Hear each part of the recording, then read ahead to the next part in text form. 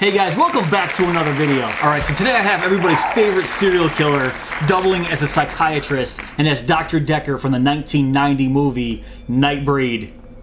Let's check it out.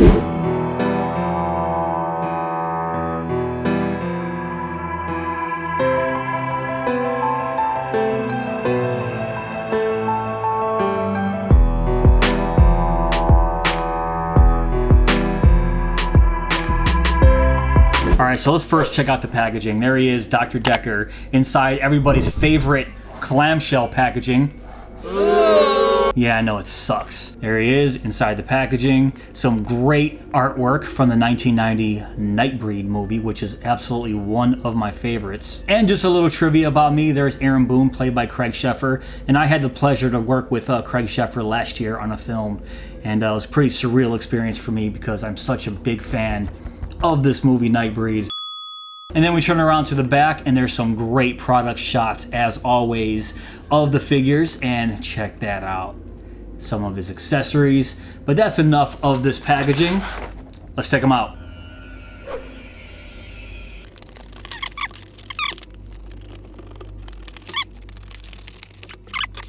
I hate this packaging. So take them out and let's take a closer look at this artwork. That's one thing I can say about Neca. When they give us these retro cloth figures from our favorite 80s and 90s movies, they always give us this amazing artwork on this cardboard that comes with the package, and it's so cool. That is incredible. All right, so here he is, Dr. Decker, out of the packaging, and of course he is played by David Cronenberg. Actually, it's hard to find a part I dislike about Nightbreed. It is such a classic and so underrated. I think I have, 3 or 4 copies of Nightbreed now, including the Cabal cut and the director's cut. That's enough about the movies. Let's check out Dr. Decker here, and look at that face. That is the stuff of nightmares, man. And it's pretty darn accurate. I'm gonna throw up right over here a picture of him from the film, and you guys can make the decision for yourself how movie accurate this figure looks.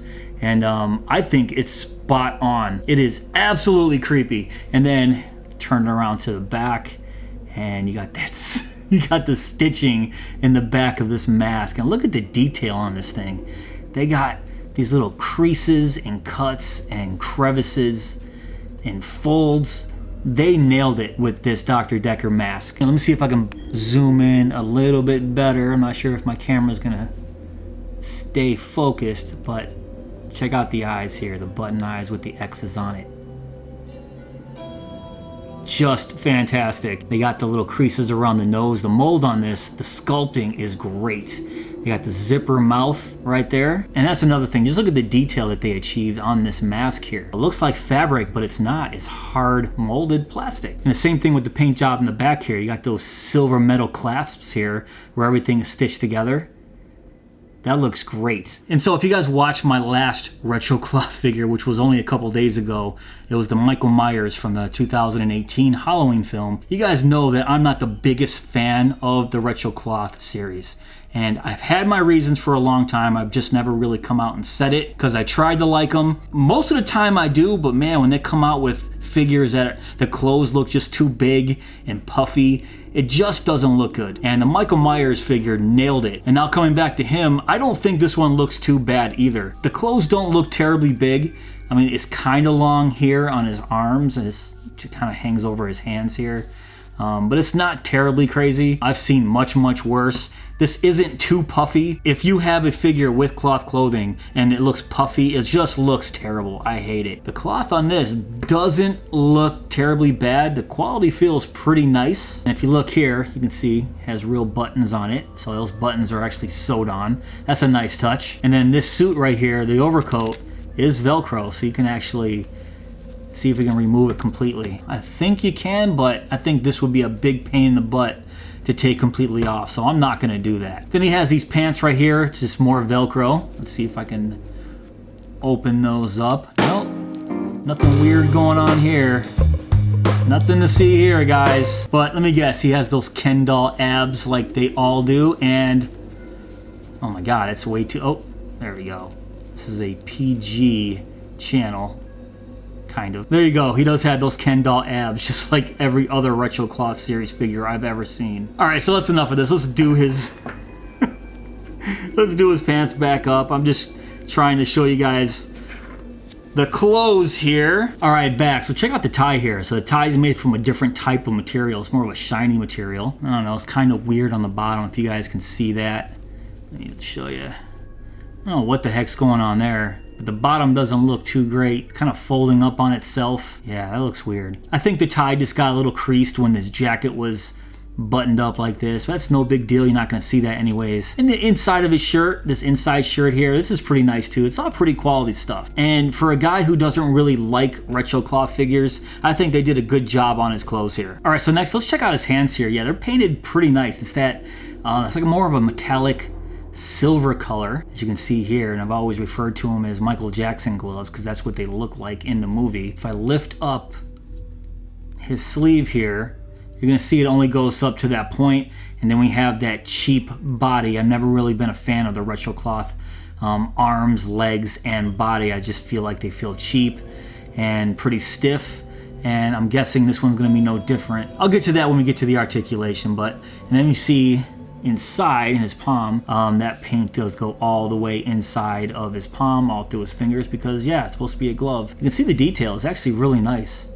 Looks like he's actually wearing some silver sequenced gloves. But that's enough of that hand, and then of course the other hand is exactly the same. And both hands are very, very similar. As you can see, they're both made to hold his weapons, and we'll get to the weapons after the articulation. Once again, very disappointed because they always give us a single hinged foot. And look how great his shoes are.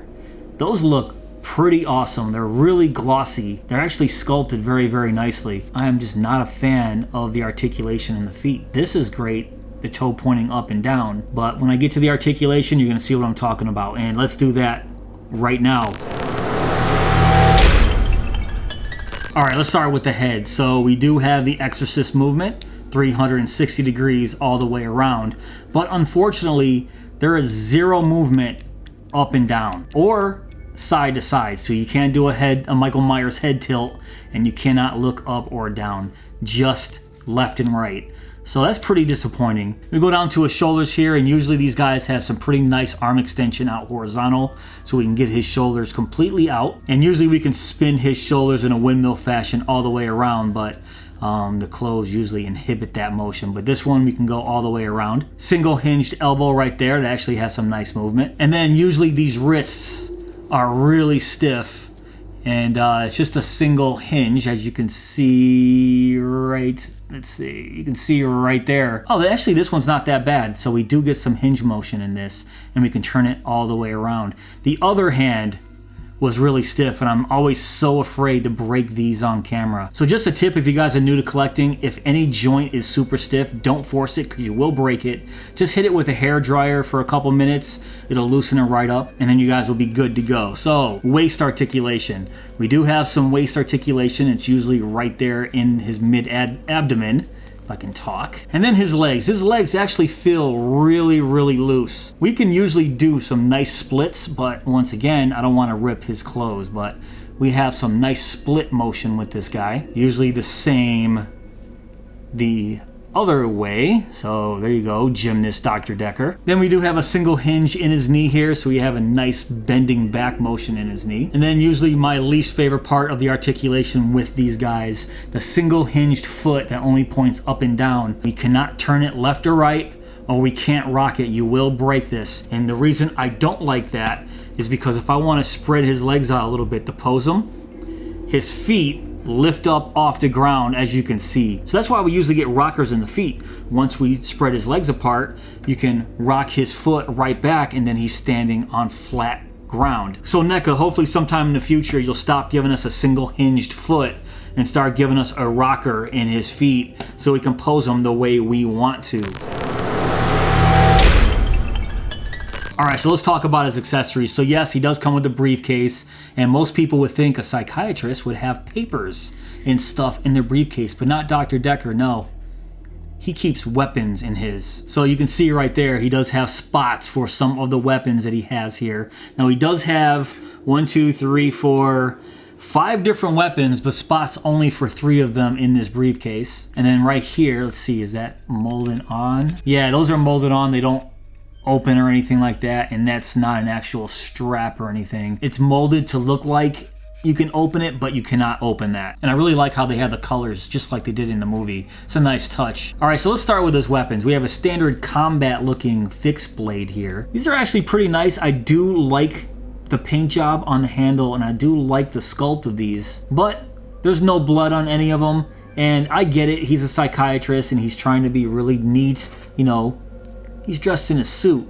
You know, he's the fancy boy serial killer. So most of the time, he's not going to have any blood on his weapons. He's probably just going to clean them off and put them nicely back in his fancy suitcase here. So that's understandable, but you know, I'd like to see some blood on some of the weapons, but I don't see any blood on any of these weapons. And here's the second weapon that he comes with, and it looks like another machete that has probably been reused by Neca over and over and over again. It just looks like something I've seen, you know, 10, 20 times already. But it looks pretty nice. I do like the silver on the handle here, and I do like this little touch here, this little piece hanging on the handle here. I do like that. And next, his straight razor right here. This looks really cool. This one looks very, very delicate. It has this little thin piece right here. Looks like it'll just snap if you just give it the slightest pressure. Yeah.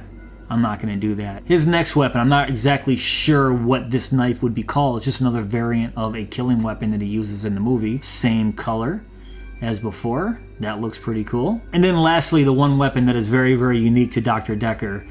This very long, straight blade, triangular blade, and he got this little design right here that looks great. And if I can get closer, you can see that. It's actually really nice detail. Check out the handle. So you got this goldish copper color right on the edge here, and then the nice black handle with that design. This is actually a really cool weapon, and it's exactly the weapon that you see him holding on the artwork. All right, so there you go. So that's what it looks like with the 3 weapons that are designed to fit right inside this briefcase. This is what it looks like inside. All right, so here's Dr. Decker holding his machete, and I'll tell you, this one hand right here, his right hand, kind of hard to put weapons in there. I know he's new, he'll loosen up a little bit, but he actually looks pretty darn cool holding this machete. And there he is holding that big triangular knife. I don't know if it has a name, and if it does, I don't remember, and I apologize, but I don't think it does. So that's what he looks like holding his big triangular knife.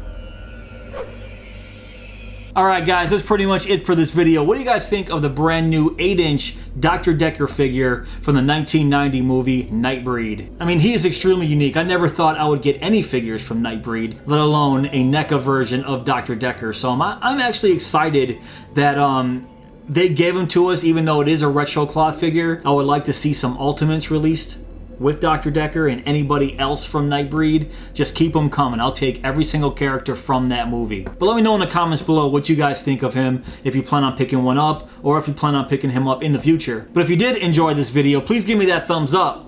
Please subscribe, and go! Don't you never let him get you from your mammy's door, 'cause mammy loves you so. Get you running, don't look back until you get to Patty Shack. The boogeyman is here.